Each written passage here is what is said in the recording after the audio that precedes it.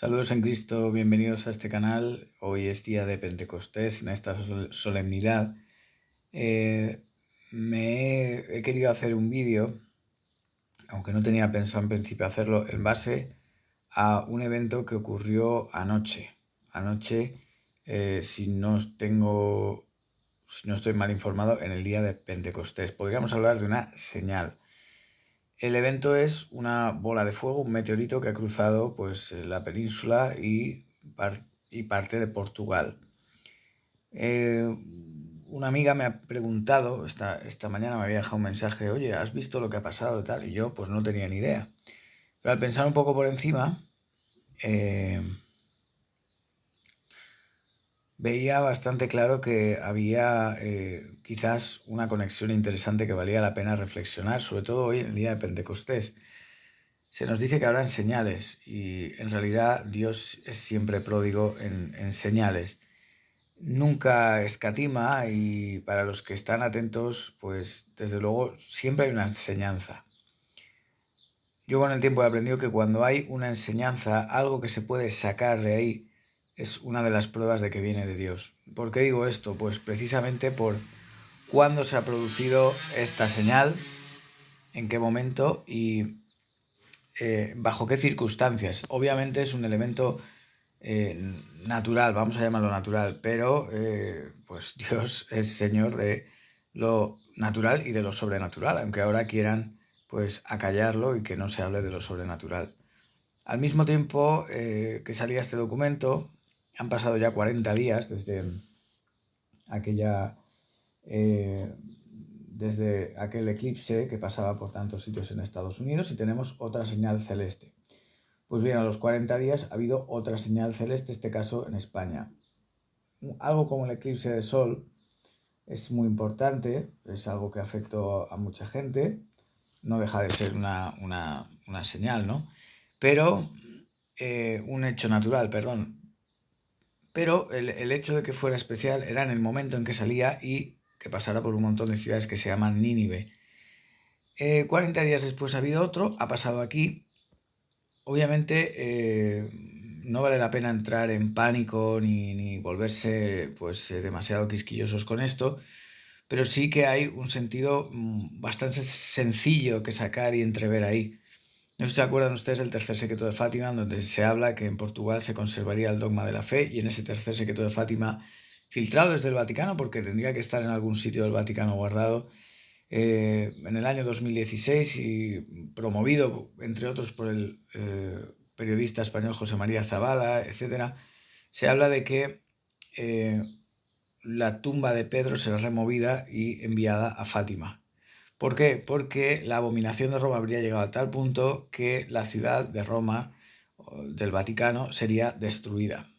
Y la señal que hemos tenido a 40 días de aquel eclipse, a 40 días de que se declarara la dignidad infinita del hombre, al mismo tiempo que se aprobaba un documento, ¿no?, y que entraba en vigor hoy, que borra el concepto de sobrenatural de cualquier aparición mariana, es decir, la Iglesia sinodal no va a admitir oficialmente que nada pueda tener un sesgo sobrenatural. Ya sabemos por dónde va eso, escrito por gente que demuestra que no tiene fe acerca de estos hechos.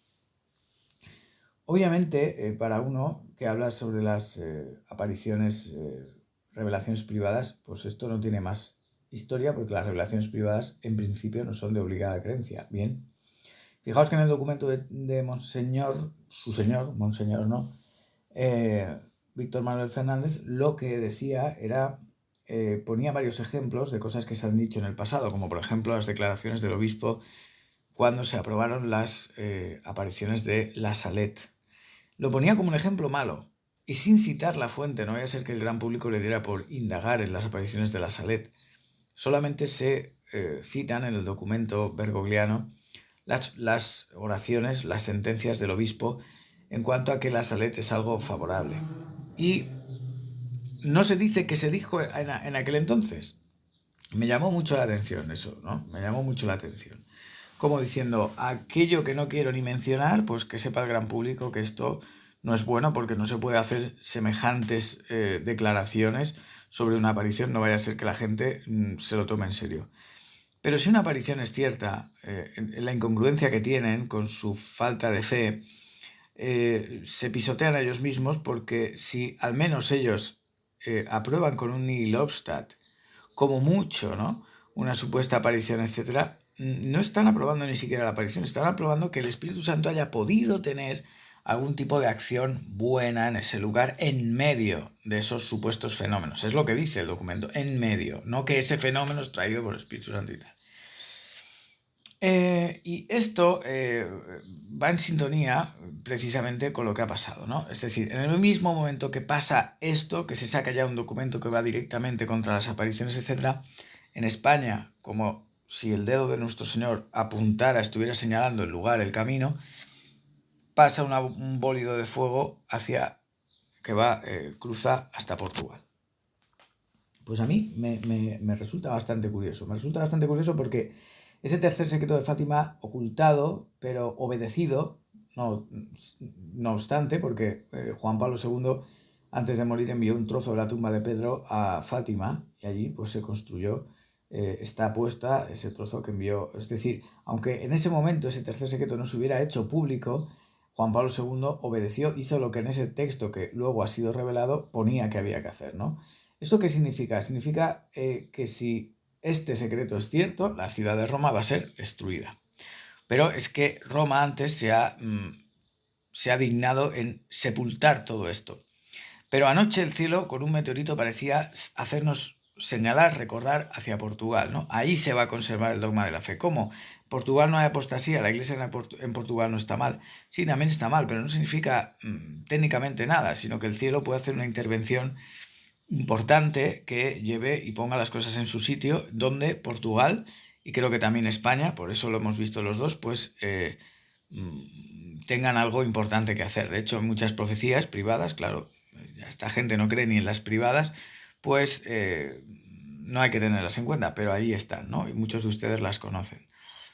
Esa es la lectura que yo le doy al hecho de anoche, de esa señal luminosa que el cielo nos brindó a los 40 días de aquel eclipse de sol, al mismo tiempo que entra en vigor pues este documento nefasto, ¿no?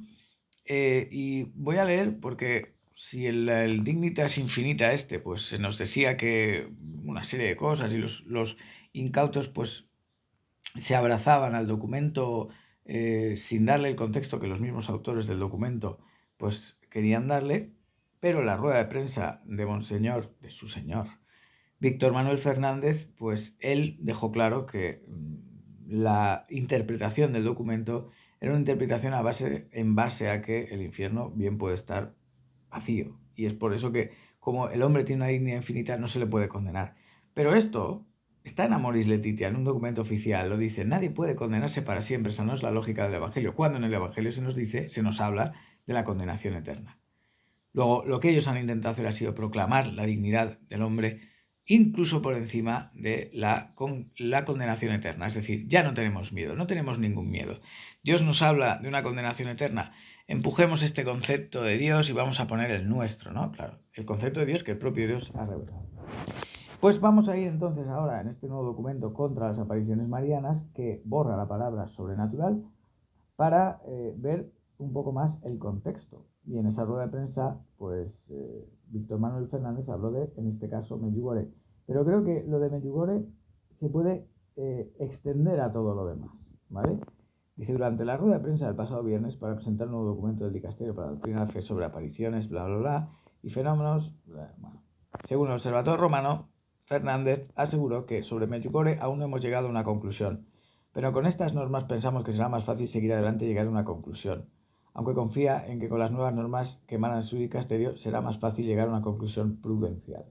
En ese sentido, el prefecto del Dicasterio para la Doctrina de la Fe señaló, en relación a otros santuarios, ojo, que nunca ha habido una declaración ni del obispo ni del dicasterio por parte de nadie y han crecido normalmente sin problemas como devoción popular. En definitiva, para que un fenómeno hermoso crezca, explicó el cardenal, no es necesaria una declaración de sobrenaturalidad. El caso de Lourdes, Fátima, Guadalupe, el enorme crecimiento no dependió de la declaración de sobrenaturalidad. Ellos van a hacer eso, O sea, no es necesario esa declaración de sobrenaturalidad, pero no porque la Iglesia tenga esa prudencia de decir, bueno, vamos a esperar unas décadas para ver esto cómo va, etcétera, etcétera, o si las propias profecías que allí se revelan se cumplen. No.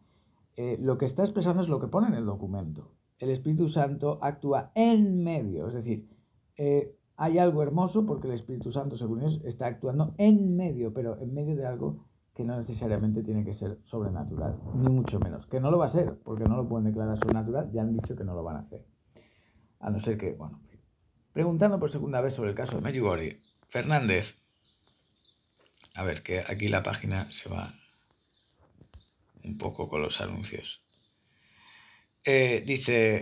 Indicó en que hay que tener en cuenta que un fenómeno puede ser considerado bueno, no peligroso en el origen y puede tener algunos problemas en el desarrollo posterior. Así que a veces una declaración tiene que aclarar estas diferentes etapas. Es una diferencia que hay que tener en cuenta. Y entonces, incluso suponiendo que hubiera un nihil obstat, que es lo máximo que ahora van a dar, un nihil obstat, al mismo tiempo quizás habría que aclarar algunos detalles que no deben tomarse en serio.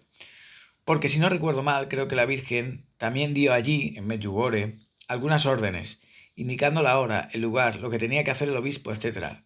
Eso habrá que aclararlo. ¿Entienden por dónde va esto, no? ¿Entienden por dónde va esto? Habría que aclarar el qué. El qué va a haber que aclarar. Es ahí a donde voy. O sea, está hablando de los 10 secretos. Hay que aclarar las órdenes que dio la Virgen de Fátima para que se hiciera público el tercer secreto antes de 1960. ¿Cuándo va a dejar Roma de avergonzarse de lo que le pide el cielo, con signos poderosos, ratificado con signos poderosos como el milagro del sol?